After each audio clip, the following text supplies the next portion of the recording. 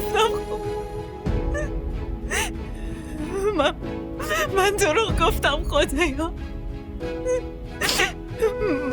منو ببخش خدایا، منو ببخش.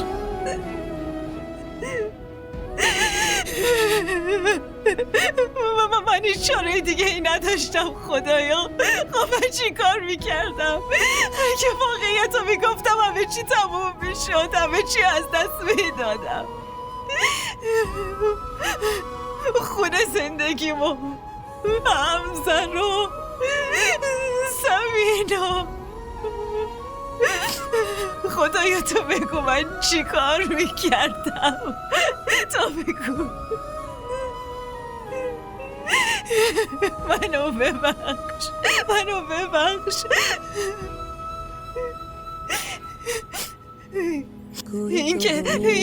این که دروغ مصلحتی بود. شما که میدونین، شما همه چی رو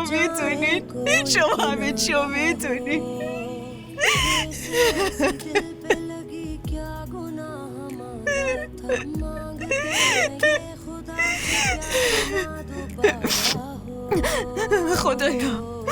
خدایا به من کمک کن لطفاً. خدایا بهم کمک کن لطفاً.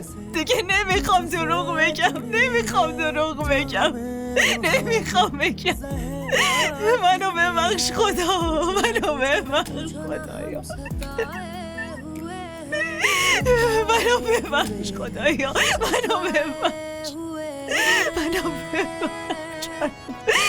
من دیگه نمیخوام دروغ بگم. منو ببخش.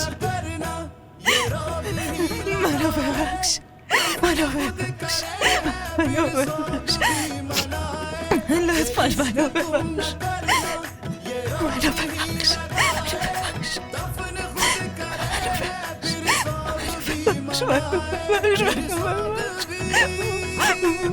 منو ببخش خدایا.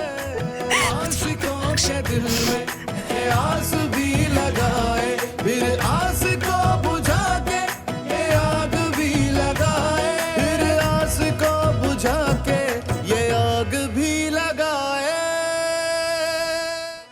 همراه ما باشید و فراموش نکنید که سابسکرایب کنید تا بهترین سریال ها را با دوبله فارسی از تلویزیون دیدی تیوی تماشا کنید.